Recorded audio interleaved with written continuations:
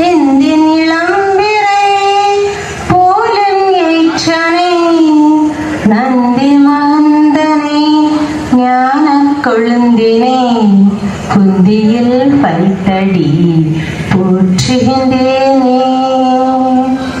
ஓம் சரஸ்வதி நமஸ்துப்யம் வரதே காமரூபிணி வித்யாரம்பம் ஹரிஷ்யாமி சித்திர்பவது மே சதா.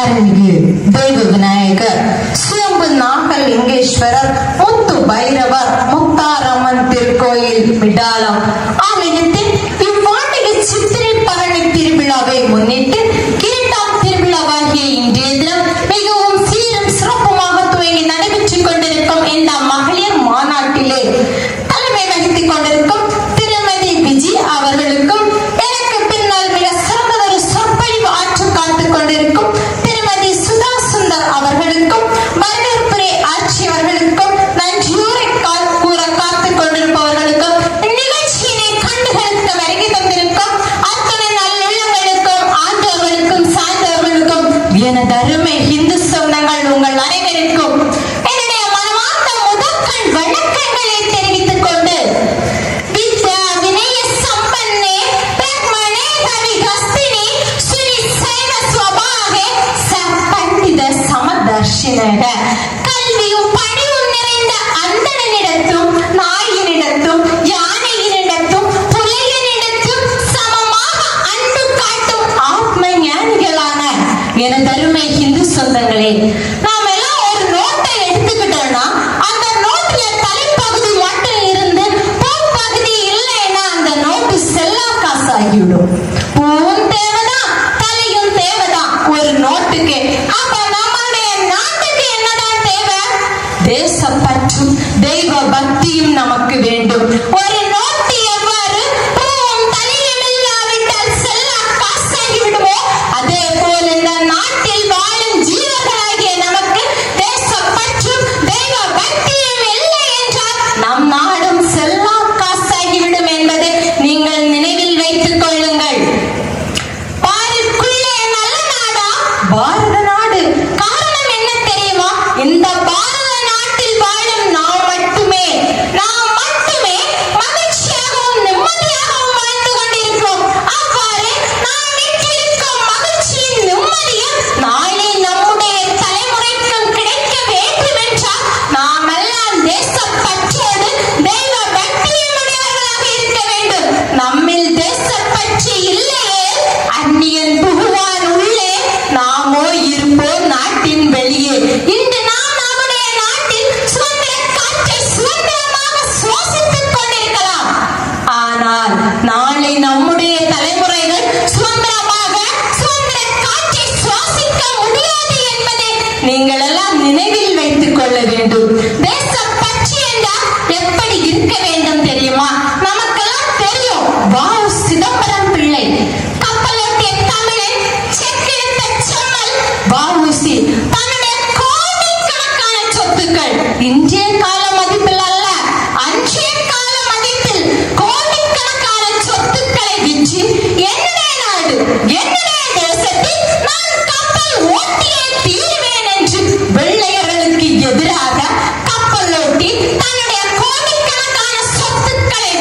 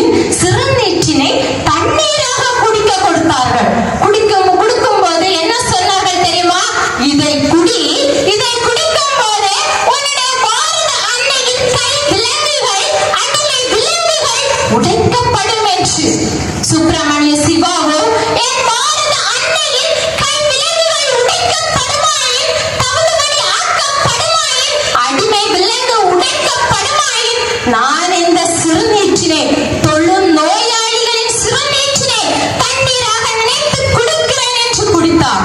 ஆனால் தொழுநோயும் வந்தது. பாரத அன்னையின் சுதந்திர காற்றை சுவாசிக்கும் முன்பே சுப்பிரமணிய சிவா பாரத அன்னையின் பாதங்களில் படுத்துறங்கி விட்டார். இதே போன்ற தேசப்பற்று நாம் ஒவ்வொருவருக்கும் இருக்க வேண்டும். அடுத்ததாக வாஞ்சிநாதர். இந்த வாஞ்சிநாதர் கேட்டாலே நமக்கெல்லாம் கண்ணீர் வரும். தன்னுடைய நிறை மாத கர்ப்பிணி மனைவி, எப்படிப்பட்ட மனைவி? தன்னுடைய நிறை மாத கர்ப்பிணி மனைவியை விட்டுக் கொண்டு செல்கிறார். மணியாச்சி ரயில் நிலையத்திற்கு சென்று அங்கு அந்த ரயிலிலே வந்த வெள்ளை துணையான ஆஸ்துரையை சுட்டு கொன்றுவிட்டு தன்னுடைய வாயிலே துப்பாக்கியை வைத்துக் கொண்டு அதே துப்பாக்கியால் தானும் சுட்டுக் கொண்டு மாண்டு போனான்.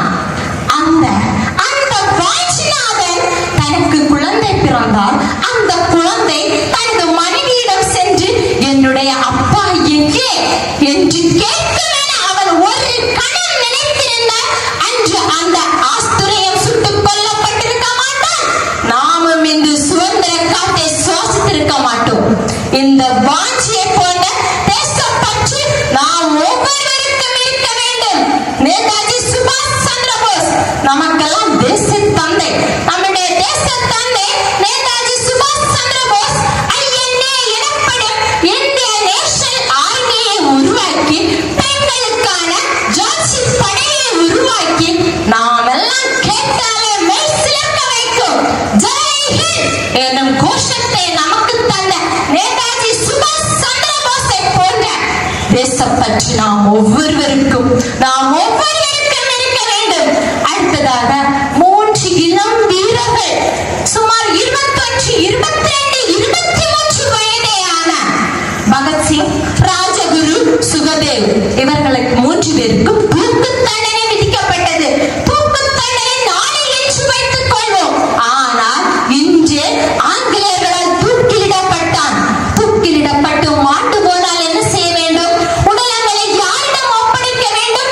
பெற்றோர்களிடம் அந்த உடலங்களை ஒப்படைக்க வேண்டும். ஆனால் அந்த வெள்ளைக்கார அரசு என்ன செய்தது தெரியுமா? இந்த இளம் வீரர்களான பகத்சிங், ராஜகுரு, சுகதேவ் இவர்கள் 3 பேரின் உடல்களையும் காட்டிலே கொண்டு போய் துண்டு துண்டாக வெட்டி சிந்தித்து பார்க்க வேண்டும். செத்து போன உடலங்களை, உயிரோடு இருக்கும் உடலங்களை அல்ல, செத்து போன உடலங்களை துண்டு துண்டாக வெட்டி அரையும் குறையுமாக எரித்து துண்டாக வெட்டியதோடு நிப்பாட்டி விடவில்லை, அரையும் குறையுமாக எரித்து எங்கே வீசினார்கள் தெரியுமா? இன்று உலக புகழ்பெற்ற டக்ளஸ் நதியிலே வீசினார்கள். டக்ளஸ் நதியிலே வீசப்பட்ட உடல்கள் மறுநாள் கரை ஒதுங்கிய போதுதான் ஊர் மக்களுக்கு தெரியும் பகத்சிங், ராஜகுரும், சுகதேவும் மாண்டு போனார்கள். அவர்களது உடல்கள் தான் இந்த டக்ளஸ் நதியிலே மிதக்கிறது என்று. அன்று அந்த இளம் வீரர்கள் தங்களுடைய எதிர்காலத்தை பற்றியும் தங்களுடைய பெற்றோரை பற்றியும் நினைத்திருந்தார். அவர்களை போன்று நாம் உருவாகிவிட முடியாது. அவர்களை போன்ற தேசப்பற்று நாம் ஒவ்வொருவருக்கும் இருக்க வேண்டும். அடுத்ததாக நமக்கெல்லாம் தெரியும் இது ஜாலியன் வாலாபாக் படுகொலை 1919 சுமார் 20,000 இந்தியர்கள் புடைசூழ ஒரு அறையிலே என்றால் ஒரு குறிப்பிட்ட சுற்றுவட்டார பகுதிகளிலே நிறுத்தப்பட்டு சுமார் 90 ஆங்கிலேய சிப்பாய்களால் சுட்டு வீழ்த்தப்பட்டு சுமார் 3000 இந்தியர்கள் மாண்டு போனார்கள். அந்த மாண்டு போன இடத்திலே ரத்தமாக மண்கள் எல்லாம் சிவப்பு நிறமாக மாறி கிடந்தது. அன்று 5 வயதான உத்தம் சிங் அந்த இடத்திலே போனார்.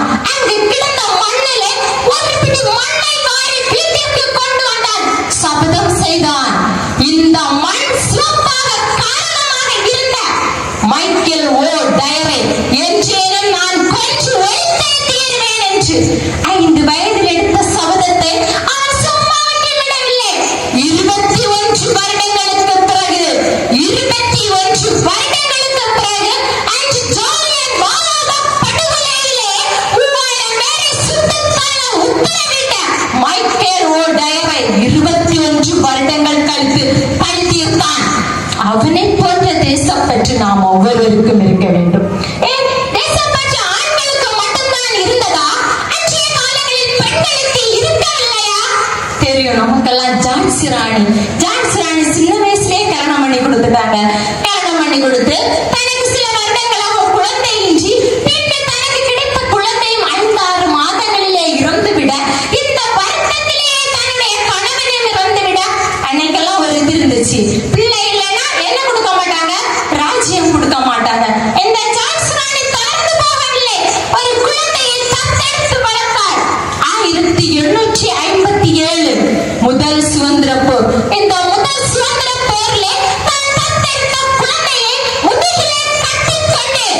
தன்னுடைய காவலாளியிடம் சொன்னாள், நான் மாண்டு போனால் என்னுடைய உடலை அந்நியன் தீண்டாமல் பார்த்துக் கொள்ளுங்கள்.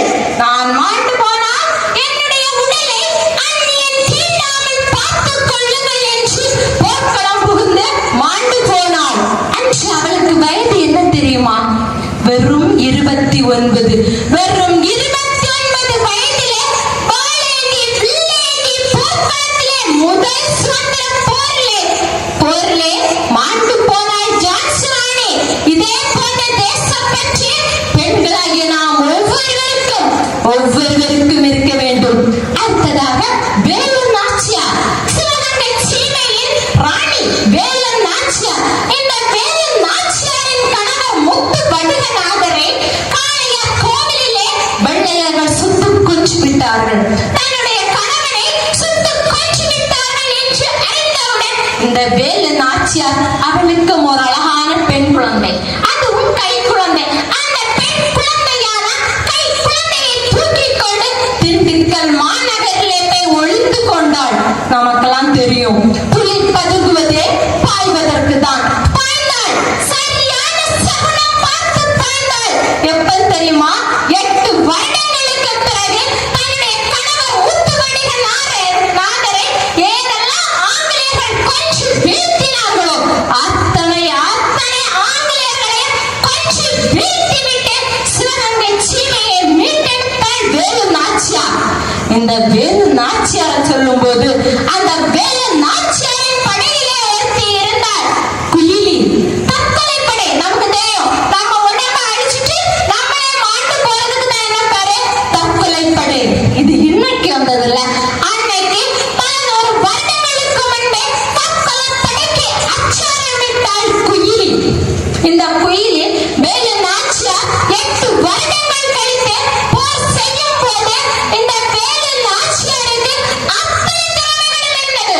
ஆனால் வெள்ளையரின் துப்பாக்கிகளுக்கு முன்பும் வெள்ளையரின் பீரங்கிகளுக்கு முன்பும் இவர்களால் சமாளிக்க முடியவில்லை. ஏனென்றால் நாம் எல்லாம் வில்லேந்தியும் வாளேந்தியும் கைப்பழக்கப்பட்டவர்கள். துப்பாக்கியும் ஏவுகணையும் பீரங்கியும் நமக்கு பயன்படுத்த தெரியாது. அவ்வாறு வேலு நாச்சியார் தன்னுடைய வெற்றிக்கு திண்டாடி கொண்டிருக்கும் போது வந்ததோ ஒரு அழகிய திருவிழா, நவராத்திரி என்னும் திருவிழா. இந்த நவராத்திரியிலே நமக்கெல்லாம் தெரியும், 9வது நாளிலே நாம் பயன்படுத்தக்கூடிய ஆயுதங்களை எல்லாம் என்ன செய்வோம்? பூஜை செய்வோம். அவ்வாறு வெள்ளையர்கள் காளையார் கோவிலிலே தாங்கள் பயன்படுத்தி வந்த துப்பாக்கிகளையும் பீரங்கிகளையும் வைத்து பூஜை செய்து கொண்டிருக்கிறார் என்று ஒற்றர்கள் மூலம் அறிந்து கொண்ட குயிலி என்ன செய்தால் தெரியுமா? அந்த நவராத்திரி விழாவிலே ஏற்றப்பட்டிருந்த நெய் தீபங்களிலே நெய்யை எடுத்து தன் மீது ஊற்றிக்கொண்டாள். ஊற்றிக்கொண்ட அந்த தீபங்களை எடுத்து தன் மேலே பற்ற வைத்துக் கொண்டு பற்றிய நெருப்போடு வெற்றிவேல் வீரவேல் என்ற கோஷத்தோடு ஆங்கிலேயர்களின் ஆயுத கிடங்கிற்குள் புகுந்து ஆயுத கிடங்கை தவிடு பொடியாக்கினாள். இந்த குயிலியை போன்ற தேசப்பற்று நாம் ஒவ்வொருவருக்கும் இருக்க வேண்டும். தேசப்பற்று இல்லைன்னு வச்சுக்கோங்க, இன்னைக்கு நாம நல்ல சுதந்திரமா இருக்கோம். ஆனால் நம்முடைய தலைமுறைகள் இவ்வளவு சுதந்திரமாக இருக்க முடியாது என்பதை நீங்கள் எல்லாம் இன்றைய காலகட்டங்களில் நடக்கும் நிகழ்வுகளை மனதில் வைத்துக் கொண்டு சிந்தித்து பார்க்க வேண்டும். சரி, தேசப்பற்று மட்டும் இருந்தால் போதுமா? போதாது, தெய்வ பக்தியும் வேண்டும். இறைவனிடம் பக்தி இருந்தால்தான் நாம் நினைக்கும் காரியங்கள் நமக்கு கைகூடும்.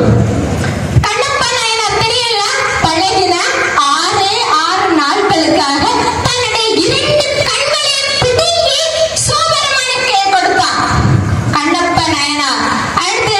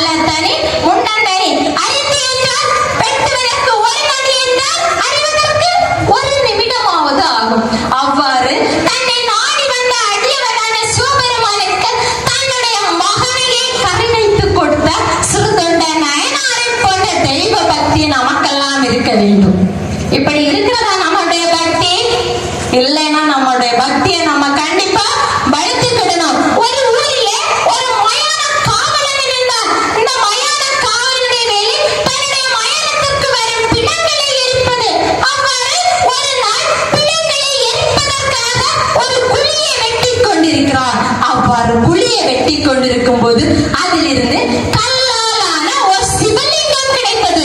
கல்லாலான சிவலிங்கம் கிடைத்தவுடன் அந்த காவலன் என்ன செய்தான் தெரியுமா? பொதுவாகவே எல்லா இடத்துலயுமே அப்படிதான். மண்ணில இருந்து நமக்கு எந்த பொருள் கிடைச்சாலும் நம்ம யாருக்கு தான் கொடுக்கணும்? அரசாங்கத்திட்ட தான் ஒப்படைக்கணும். அவ்வாறு அந்நாட்டு அரசனை நோக்கி ஓடுகிறார். இதற்காக அரசே, எனக்கு ஒரு சிவலிங்கம் கிடைத்தது, இதோ நீங்கள் வைத்துக் கொள்ளுங்கள் என்று. ஆனால் அந்த அரசன் அதை சிவலிங்கமாக பார்க்கவில்லை, சிவனாக பார்க்கவில்லை, கல்லாக பார்த்து விட்டான். கல் சிவலிங்கம் தானே, நீயே வைத்துக்கொள் என்றான். மயான காவலனுக்கோ பொக்கிஷம் கிடைத்த சீர்தான். அவன் அந்த சிவலிங்கத்தை தூக்கி ஓடோடி கொண்டு வீட்டிற்கு கொண்டு வந்தான். மயான காவலன் வீடு எப்படிதான் இருக்கும்? அவனுடைய சாப்பாடுகள் எப்படிதான் இருக்கும்? தான் குடித்த பழைய சோற்றினை இறைவனுக்கு உணவாக வைத்து தன்னுடைய மயானத்தில் வரும் பிணங்களை எரித்து அந்த பிணத்தில் இருந்து குடிக்கும் சாம்பலை கொண்டு அந்த சிவலிங்கத்திற்கு பூஜை செய்தார். அவ்வாறு தினசரி தான் குடித்த பழைய கஞ்சியை பிரசாதமாகவும் தன்னுடைய மயானத்தில் வரும் பிணங்களை எரித்து அந்த பிணங்களில் இருந்து கிடைக்கும் சாம்பலை கொண்டு அபிஷேகம் செய்தும் பூஜை செய்து வந்தார். ஒரு நாள் அவருடைய மயானத்திற்கு எந்த பிணங்களும் வரவில்லை. பார்த்து கொண்டே இருந்தான். பிணங்கள் வரும், சிவபெருமானுக்கு அபிஷேகம் செய்து விடலாம் என்று வரவில்லை. தன்னுடைய மனைவியை அழைத்தான். மனையாளே, இன்னும் நம்முடைய மயானத்திற்கு எந்த பிணங்களும் வரவில்லை. ஆகவே நான் மாண்டு போகிறேன். என்னை எரித்து இதிலிருந்து கிடைக்கும் சாம்பலை கொண்டு நீ சிவபெருமானுக்கு அபிஷேகம் செய்கின்றார். மனைவி ரொம்ப லேட்டஸ்ட். இதை விட படு பயங்கரமான பக்தியா இருந்திருக்கா மனைவி. மனைவி அப்ப சொல்றா, ஐயே, இன்று நீங்கள் இறந்து போக வேண்டாம், நான் இறந்து போகிறேன். என்னுடைய உடலை எரித்து அதிலிருந்து கிடைக்கும் சாம்பலை கொண்டு சிவபெருமானுக்கு அபிஷேகம் செய்யுங்கள் என்று. இத்தகைய பக்திகள் நம்மிடம் இருக்கிறதா? நம்மிடம் இருக்க வேண்டும். சிவபெருமான் ஆட்கொண்டு விட்டான் அந்த தம்பதிகளை. இதை பற்றிய பக்தி நம்மிடம் இருக்குமாயின் சிவபெருமான் நம்மையும் ஆட்கொள்வார். நிச்சயமாக. இவ்வாறு வெறும் பக்தி மட்டும் இருந்தால் போதுமா? போதாது. பணி செய்ய வேண்டும். என்ன பணி செய்ய வேண்டும்? இப்ப நம்ம ஒரு குளத்துக்கு குளிச்ச போனோம் அப்படின்னா என்ன பண்ணணும்? குளிச்சு முடிச்ச உடனே அந்த குளத்திலிருந்து ஒரு பிடி மண்ணை வாரி கரையில போடணும். இது நியதி. குளிக்க முன்னாடி என்ன பண்ணணும்? ஒரு சொட்டு தண்ணியை எடுத்து தலையில விடணும். இது நியதி. சாப்பிட முன்னாடி என்ன செய்யணும்? ஒரு சொட்டு தண்ணியை எடுத்து தரையில விடணும். அதே மாதிரி கோயிலுக்கு வந்தோம்னா ஒரு சருகையாவது எடுத்து என்ன செய்யணும்? வெளியில போடணும். அது நியதி. ஆலயம் சேர்ந்தா நிறைய செய்ய முடியலன்னா அதெல்லாம் அவமானம் இல்லாம ஒரு சருகையாவது எடுத்து வெளியில போடணும். அவ்வாறு ஆலயத்திற்கு நாம் செய்யும் பணிகளிலே பற்றற்றவனாக இருக்க வேண்டும். யார் பற்றில்லாதவராக இருக்கிறாரோ அவர் பாவத்தால் தீண்டப்படுவதில்லை அப்படின்னு கிருஷ்ண பரமாத்மா நமக்கெல்லாம் கீதையில சொல்றாரு. அவ்வாறு ஆலயங்களிலே செய்யக்கூடிய பணிகளிலே நாம் பற்றில்லாமல் இருக்க வேண்டும். ஒரு ஊரிலே ஒரு ஆலயத்திலே 2 பெண்மணிகள் அன்றாடம் ஆலயம் வந்து துப்புரவு பணிகள் செய்து பாத்திரங்களை துலக்கி வைத்துவிட்டு ஆலயத்திற்கு தேவையான அத்தனை பணிவிடைகளையும் செய்து கொண்டு செல்வார்களாம். இறுதியில் இருவரும் மாண்டு போனார்கள். மாண்டு போனால் இருவரும் ஒன்றாக தான் வேலை செய்தார்கள். ஆனால் ஒரு பெண்மணி சொர்க்கத்திற்கும் இனி ஒரு பெண்மணி நரகத்திற்கும் சென்றார். சொர்க்கத்துக்கு சென்றவனுக்கு சந்தோஷம், நரகத்துக்கு சென்றவா கூப்பிட்டாள், யமதர்ம ராஜாவே, யமதர்ம ராஜாவே, அவளும் ஆலயத்தில் பணி செய்தாள், நானும் ஆலயத்தில் பணி செய்தேன். அவள் சொர்க்கத்திற்கும் நான் நரகத்திற்கும் வந்ததன் காரணம் என்ன என்று நீதிமான் யமதர்ம ராஜா சொன்னார், நீ பாத்திரம் கழுவும் போதும் ஆலயத்தில் துப்புரவு பணி செய்யும் போதும் என்ன கேட்டா? எனக்கு மகனுக்கு நல்ல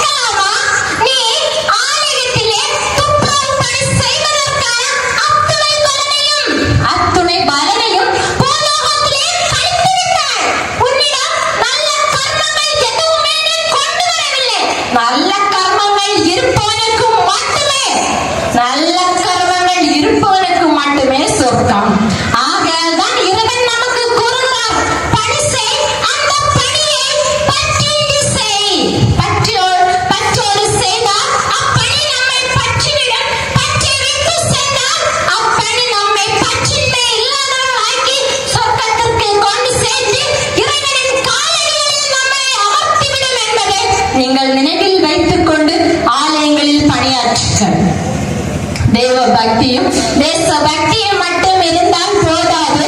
நம்முடைய பாரம்பரியத்தை ஒரு தலைமுறையில் இருந்து அடுத்த தலைமுறைக்கு நாம் எடுத்து செல்ல வேண்டும். வீடுகளில் வரும் விருந்தினர்களை உபசரியுங்கள். வழிபோக்கர்களுக்கு உண்ண உணவும் அருந்த நீரும் கொடுங்கள். இந்த பழக்கங்கள் உங்களிடம் இருக்கிறதா என்பதை சிந்தித்து பார்ப்பதோடு உங்களுடைய தாத்தாவும் பாட்டியும் இந்த பழக்கங்களை எல்லாம் ஃபாலோ பண்ணினார்கள் என்பதை நீங்கள் நினைவில் கொள்ள வேண்டும். வீட்டிற்கு வரும் விருந்தினர்களை உபசரிப்பவும் வழிபோக்கர்களுக்கு உண்ண உணவும் அருந்த நீரும் கொடுப்பது பாரதர்களின் கலாச்சாரங்களில் ஒன்று. இது எல்லாத்தை விட ஒரு பெரிய கலாச்சாரம் இருக்கிறது. சம்பாதித்த பணங்களிலே நம்மால் இயன்றதை அடுத்தவர்களுக்கு கொடுப்பது. கோடிகளில் சம்பாதித்தால் லட்சங்களில் தானம் கொடுப்போம். லட்சங்களில் சம்பாதித்தால் ஆயிரத்தில் தானம் கொடுப்போம். ஆயிரத்தில் சம்பாதித்தால் நூறுகளில் தானம் கொடுப்போம். நூறுகளில் சம்பாதித்தால் 10 ரூபாய் தானம் கொடுப்போம். 10களில் சம்பாதித்தால் 1 ரூபாயாவது தானம் கொடுப்போம். அவ்வாறு 1 ரூபாய் கொடுக்க முடியவில்லை என்றால் ஒரு பிடி அரிசியாவது கொடுப்போம். நம்மால் முடிந்தது. என் கோடிகள் தான் கொடுத்தால் தான் தானமா? ஒரு பிடி அரிசி கொடுத்தால் அது தானம் ஆகாதா? ஆகும். ஒரு பிடி அரிசியாவது கொடுங்கள். இந்த தான பழக்கத்தை ஒரு தலைமுறையிலிருந்து அடுத்த தலைமுறைக்கு குடும்ப ஸ்திரீகளாகிய நீங்கள் ஒவ்வொருவரும் கொண்டு செல்ல வேண்டும். காலையிலே எழுங்கள், இறை நாமத்தை ஜெபியுங்கள். அதிகாலையிலே வீட்டு வாசலிலே சாணம் தெளித்து கோலமிடுங்கள். மகாலட்சுமி உங்கள் வீட்டிற்கு வீடு தேடி வருவார். இதெல்லாம் பாரதர்களுடைய கலாச்சாரம். இந்த கலாச்சாரங்கள் எல்லாமே நீங்க பின்பற்றணும். பின்பற்றலைன்னா நமக்கெல்லாம் தெரியும் நாட்டுல இப்ப என்ன நிகழ்ச்சி நடந்து கொண்டிருக்கிறது என்று. இன்று நமக்கு நடக்காமல் போகலாம், நாளை நிச்சயம் நமது தலைமுறைக்கு நடக்கும். 2 விஷயம்தான். ஒண்ணு மடிந்து போகணும், இல்ல மதம் மாறி போகணும். 2 தான். 2 ஆப்ஷன் தான். ஒண்ணு செத்து போனா இல்ல மதம் மாறி போகணும். இந்த 2 விஷயத்துல நீங்க எந்த விஷயத்துக்கு தயாரா இருக்கீங்க என்பதை நினைவில் வைத்துக் கொண்டு தேச பற்றோடும் தெய்வ பக்தியோடும் நம் நாட்டு பாரம்பரிய கலாச்சாரங்களை அடுத்த தலைமுறைக்கு கொண்டு செல்ல வேண்டும் என்றும் வேண்டி விரும்பி கேட்டுக்கொண்டு வாய்ப்பளித்த அத்துணை நல்ல நன்றி கூறி விடைபெறுகிறேன். நன்றி.